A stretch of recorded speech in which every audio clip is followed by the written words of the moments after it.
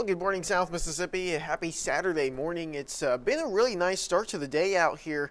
We have seen some very dense fog in some spots, others not so much. So as we go over about the next hour or so, we still could see some spots develop that very dense fog, but for the most part, it does look like things are going to be fairly clear as we go through the rest of the day. Afternoon temperatures expected to soar into those mid 70s. But here's those temperatures out there right now as of 9 a.m. Things look fantastic across the area. Our coastal area is already warming up into about the lower 60s, and our inland areas are still in about the mid 50s at the moment.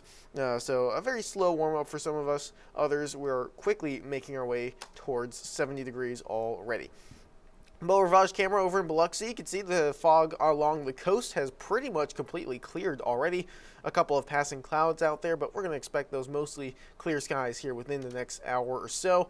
Over to the IP Casino Resort camera over in Biloxi, also looking pretty nice out there. Once again, just a few passing clouds. Looks like the fog has pretty much completely cleared Back Bay. That's where we saw some of the thickest fog earlier this morning. But also turning over to Gulfport. This is the Hancock Whitney camera in Gulfport. Things looking pretty good out there as well. Another spot where we had a very thick layer of fog, but things have improved quite a bit over the past about hour or so. Let's go ahead and take a look at our temperature out there. It's 63 degrees at the Gulfport Airport. Winds currently calm. Dew point in the 50s. Very humid to start off the day thanks to that fog that was moving in. Visibility has restored to 10 miles at the Gulfport Airport, which is fantastic as that fog continues to move on out. And as we go through the rest of today, just keep in mind we are still under a dense fog advisory. It's possible that we could see some of those thicker patches through the next hour or so, but once again, it looks like things have significantly improved out there, at least going through those tower cameras. Looking at satellite and radar across the area, things look pretty good out there. We do have that very light breeze out of the north. That's going to continue to develop. We've had that cold front move to our south as we went over the day on yesterday. And, well, for the most part, it's a very weak cold front. It's not going to do much to really change those afternoon temperatures. This morning we did see some slightly cooler morning temperatures. That will happen again tomorrow as well. But for the most part, that's about the only impact we're seeing, at least from this cold front. As for today's forecast, we're warming up very quickly. Like I said, most of us into the lower 70s by noon. Many of us should make it into about the mid-70s as we head into the afternoon. Further inland, it is very possible some spots could get into the upper 70s, maybe close to 80 degrees. We are looking at the potential for a very warm and dry week up ahead.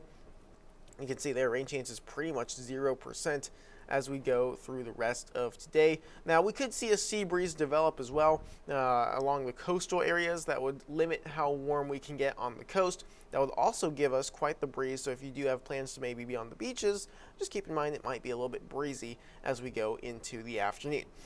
Weekend as a whole, though, both today and tomorrow, fantastic for those outdoor plans. Just watch for fog in the mornings, some passing clouds in the afternoon, and rain chances 0% on both days. High temperatures in the mid-70s both days as well. Once again, if you're further inland, mainly north of I-10, that's where you could get very close to 80 degrees.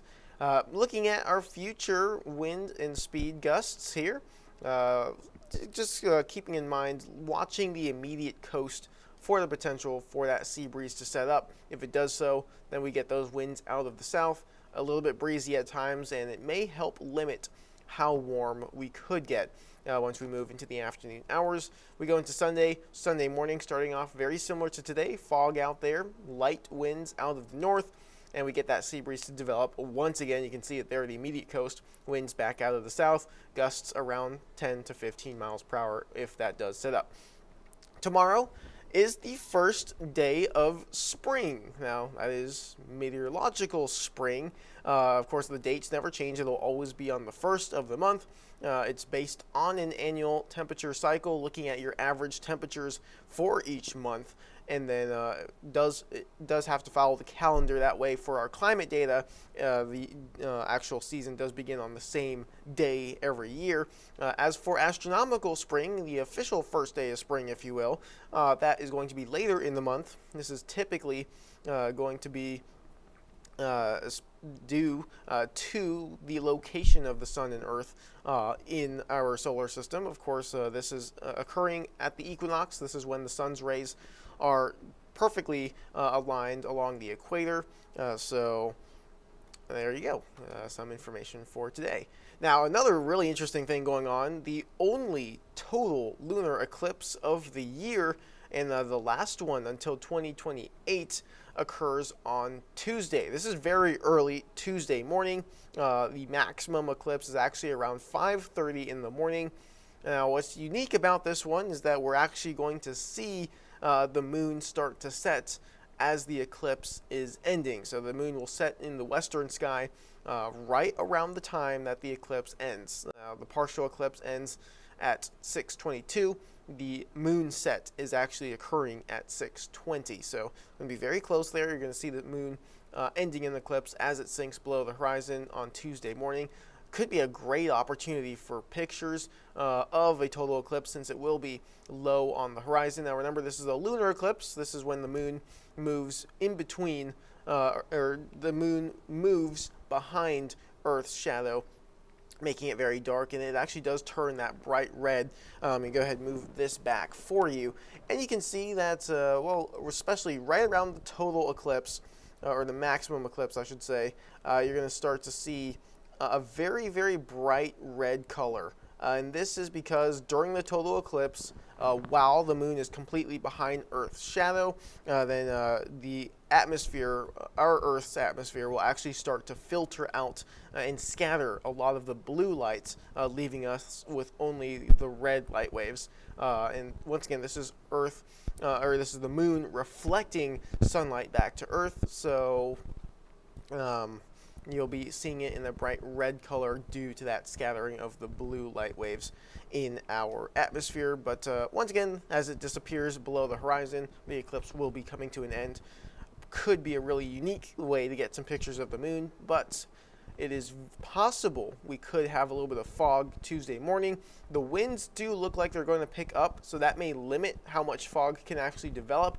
I think it is certainly worth a shot looking at the current forecast, but definitely keep updated with the Tuesday morning forecast. We're going to continue to learn more over the next couple of days. Hopefully things will work out and we'll be able to see a really nice view on Tuesday morning. But here's that 7-day forecast here for us in South Mississippi. Overall, we're looking at a really nice week. Many of us are going to see very dry and warm conditions heading into the rest of the week. By the middle and end of the week, that's when rain chances do start to rise again. But look at the high temperatures every day in the blue boxes. Mid-70s across the board. It's going to be a really nice week out there.